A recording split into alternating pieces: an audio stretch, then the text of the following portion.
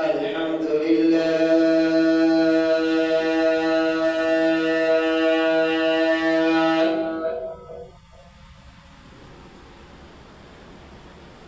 الحمد لله نحمده ونستعينه ونستغفره ونؤمن به ونتوكل عليه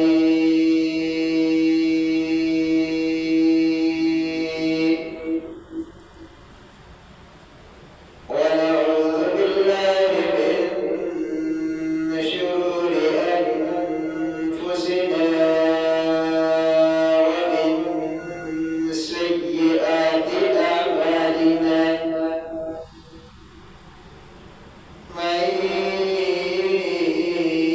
يهده الله فلا مضل له ومن يضلل فلا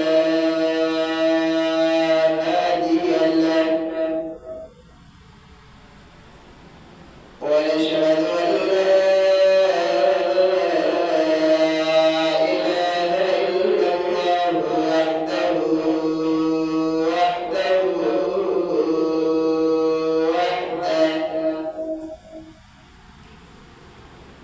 لا شريك له ولا نظير له ولا مشير له ولا معين له ولا مثل له ولا مثال له أرسله بالحق بشيرا ونذيرا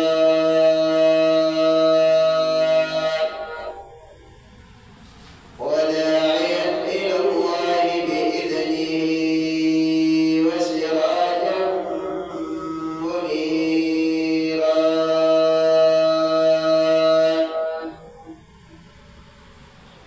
أما بعد فأعوذ بالله السميع العليم من الشيطان الرجيم بسم الله الرحمن الرحيم قل اللهم مالك الملك تؤتي الملك من تشاء وتنزع الملك ممن تشاء وتعز من تشاء وتذل من تشاء بيدك الخير إنك على كل شيء قدير صدق الله العظيم وبلغنا رسوله النبي الأمي الكريم ونحن على ذلك لمن الشاهدين والشاكرين والحمد لله رب العالمين.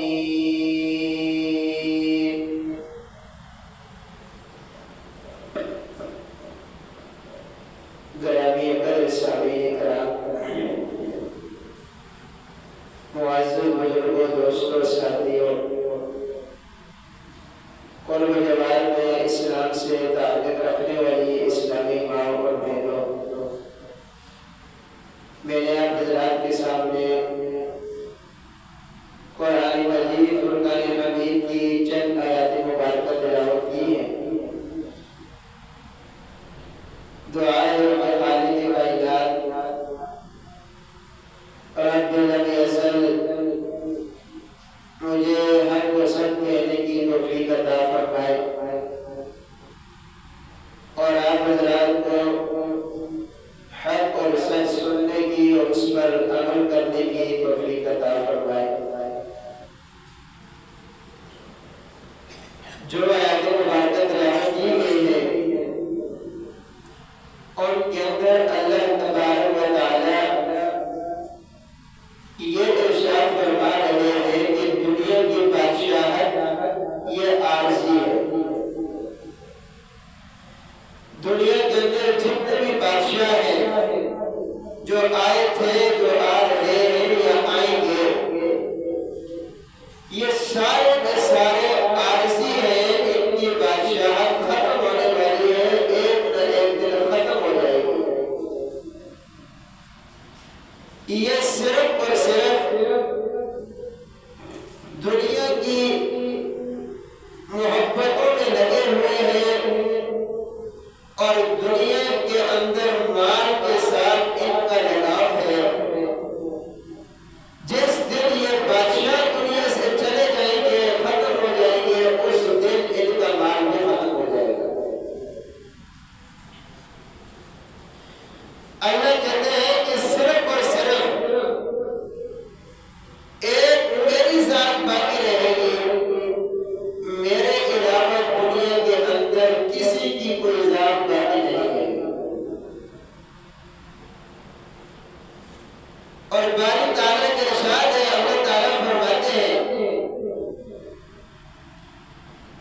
کہ دنیا کے اندر اگر کسی کو ذلت کے اوپر لا کر کھڑا کر دوں تو وہ میرے علاوہ کوئی اور اس کو ذلیل نہیں کر سکتا، اور کسی کو بادشاہت کے تخت پر لا کر بٹھا دوں تو میرے علاوہ اس کو بادشاہت کے تخت پر بھی نہیں لا سکتا۔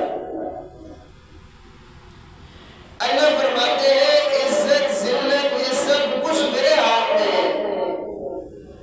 بس اوقات ایک غریب طبقہ ہوتا ہے، غریب انسان ہوتا ہے، اللہ تعالیٰ اس کو عزتوں کے مقام پر لا کر کھڑا کر دیتے ہیں۔ اور بس اوقات ایک اچھا انسان، عزت والا انسان، اپنے آپ کو کچھ سمجھنے والا انسان، اللہ فرماتے ہیں اس کو میں ذلت کے تخت پر لا کے کھڑا کر دے گا۔ جگہ جگہ قرآن کریم کے اندر اللہ تعالیٰ نے ارشاد فرمایا کہ صرف اور صرف ایک میری بادشاہت باقی رہے گی، باقی سب کچھ ختم ہو جائے گا، حتیٰ کہ قیامت کے دن باری تعالیٰ ارشاد فرمائیں گے لمن الملک اليوم، کہاں ہے وہ بادشاہ جو دنیا میں اپنے آپ کو کچھ سمجھا کرتے تھے؟ کہاں ہے وہ لوگ جو دنیا کے اندر اپنے ماتحت کی عزت نہیں کرتے تھے، ان پر ظلم کرتے تھے اور ان کے ساتھ برا برتاؤ کیا کرتے تھے؟ باری تعالیٰ کا ارشاد ہوگا لمن الملک اليوم، کہاں ہے وہ بادشاہ، کہاں ہے وہ بڑے بڑے لوگ، کہاں ہے وہ بڑے بڑے اپنے آپ کو کچھ سمجھنے والے لوگ جو کہتے ہیں دنیا کے اندر ہم ہیں، ہمارے علاوہ کوئی اور نہیں ہے۔ اللہ تعالیٰ نے اسی آیت کو اپنے مقدس کلام میں ذکر کیا اور اپنی بادشاہت کے حوالے سے جناب محمد رسول اللہ صلی اللہ علیہ وسلم کو فرمایا قل اللہم مالک الملک تؤتی الملک من تشاء۔ میرے پیارے محبوب صلی اللہ علیہ وسلم آپ لوگوں سے کہہ دیجیے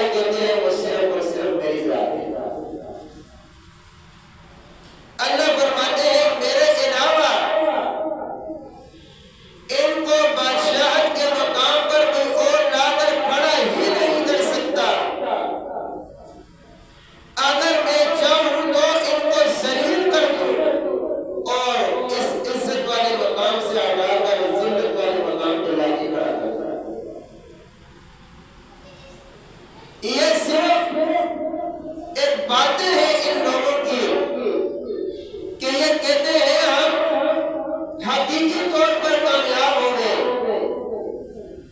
ہم نے لوگوں سے ووٹ حاصل کیے اور ہم کامیاب ہو گئے، لیکن اللہ فرماتے ہیں یہ سب کچھ یہ دھوکہ ہے۔ آپ سے پہلے اللہ فرماتے ہیں بڑے بڑے لوگ تھے وہ کدھر گئے، بڑے بڑے بادشاہ تھے وہ کدھر گئے، بلکہ فرعون اپنے وقت کا بڑا بادشاہ تھا اور ربوبیت کا دعویٰ کیا اس نے، اور یہ کہا کرتا تھا کہ سب سے بڑا رب میں ہوں، میرے علاوہ کوئی اور بڑا رب نہیں ہے۔ اللہ نے موسیٰ علیہ السلام کو محنت کیا، اس کی پرورش فرعون کے گھر میں ہوئی، سب کچھ فرعون کے گھر میں ہوا، پھر آخر میں مقابلہ ہوا، موسیٰ علیہ السلام جیت گئے، فرعون اس کے جادوگر ہار گئے، وہی جادوگر موسیٰ علیہ السلام پر ایمان لے آئے،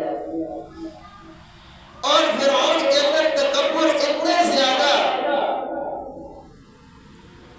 کہ اس نے اپنے جادوگروں کے بارے میں کہا کہ آپ لوگوں نے مجھ سے پوچھے بغیر موسیٰ کے رب پر ایمان لائے ہو تو کیوں لے کر آئے ہو؟ اس وقت فرعون کے پاس 16 لاکھ فوج تھی، آج تو ہماری فوج ٹوٹل 10 لاکھ ہے، اس وقت فرعون کے پاس 16 لاکھ فوج، موسیٰ علیہ السلام کا پیچھا کیا اور موسیٰ علیہ السلام پر جو لوگ ایمان لائے تھے ان کا پیچھا کیا۔ اب اللہ کو حکم ہوا کہ آپ یہاں سے نکل جاؤ، جو لوگ آپ کے اوپر ایمان لائے ہیں ان کو ساتھ دے۔ جب موسیٰ علیہ السلام اپنے اوپر ایمان لانے والے افراد کو لے کر نکل گئے، راستے میں پہنچتے ہیں تو آگے سمندر ہے، پیچھے فرعون اور اس کی فوج ہے، درمیان میں یہ پھنس گئے۔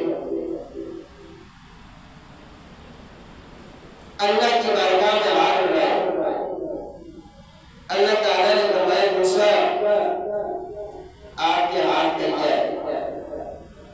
موسیٰ علیہ السلام نے کہا باری تعالیٰ عصا ہے، لاٹھی ہے۔ اللہ نے فرمایا اس کو سمندر میں مارو، جیسے ہی سمندر میں مارا اس کو 12 راستے بن گئے، 12 کے 12 راستے بن گئے۔ اللہ کا حکم ہوا کہ ان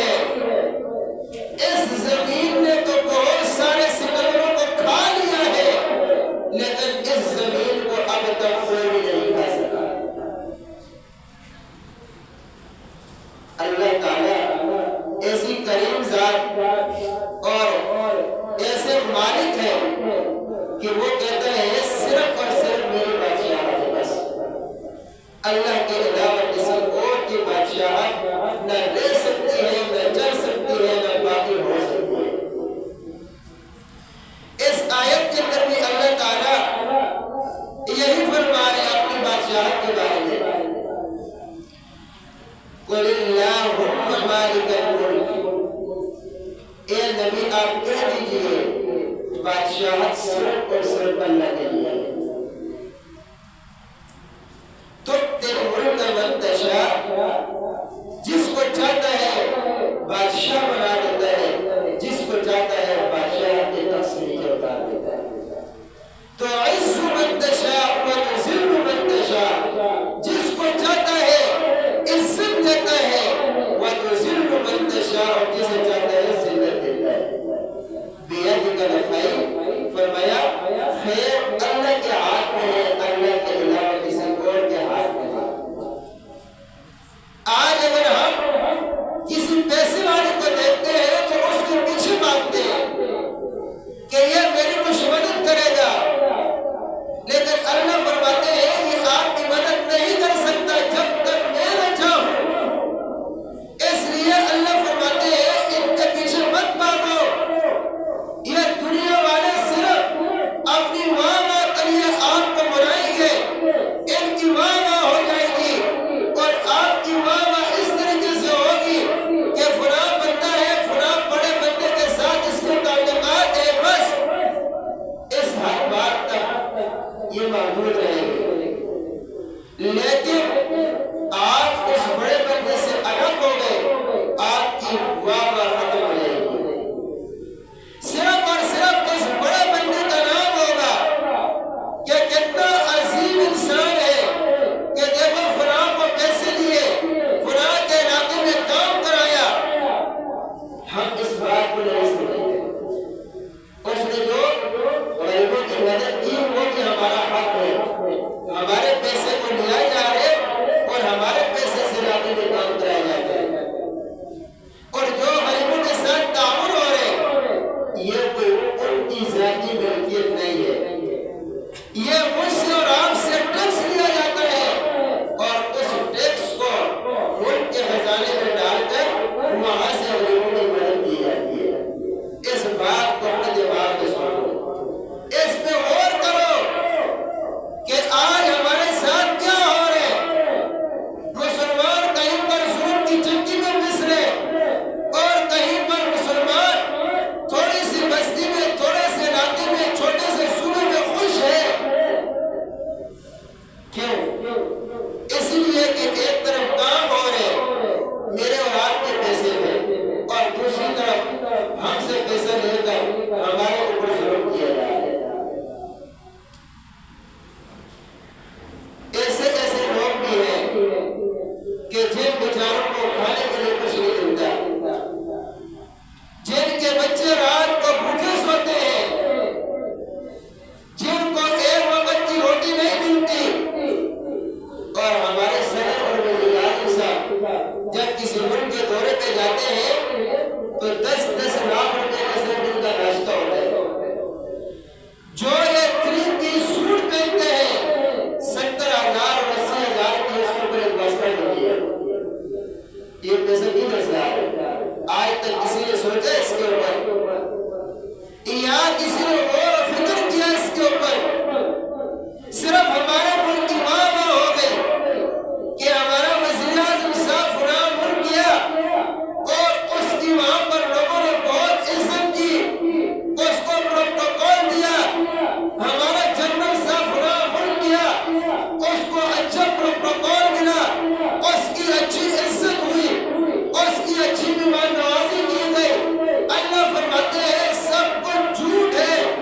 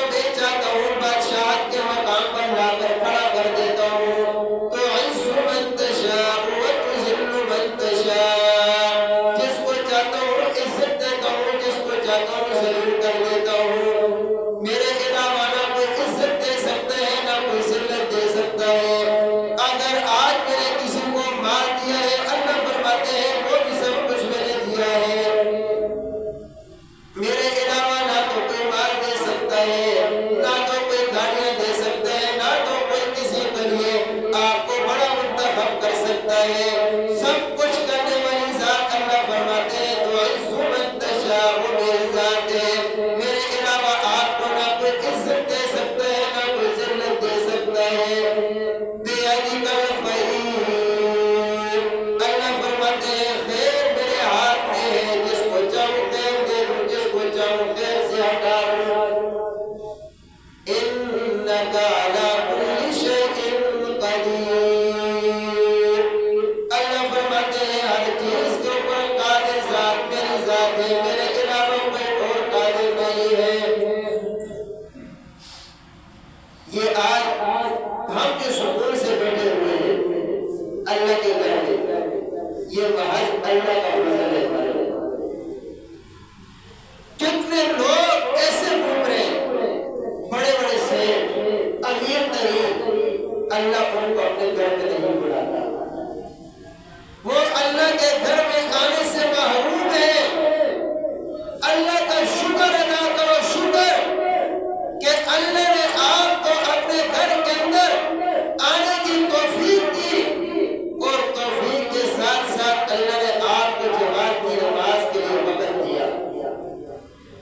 अगर अल्लाह चाहे तो अभी हमारे ऊपर ऐसे परेशानी मुसल्लत कर दे कि हम अल्लाह के घर से फौरन निकल जाए। महज अल्लाह का करम है कि अल्लाह ने हमें अपने घर में बुलाया और बुलाने के साथ साथ अल्लाह ने हमसे अपनी फर्ज नमाज जैसे अजीम इबादत हमसे ली और उस इबादत को हमें करने की तौफीक दी। वरना आप जाए देखिए बाजारों में मार्केटों में कितने लोग घूम रहे, बड़े बड़े लोग घूम रहे, अरबों खरबों के हिसाब से वो मालिक होंगे, लेकिन अल्लाह अपने घर में उनको आने की तौफीक नहीं देता। ये महज अल्लाह का फजल और करम है। इसलिए दुआ में जो कुछ कहा ये सुना दिया, अल्लाह ताला अमल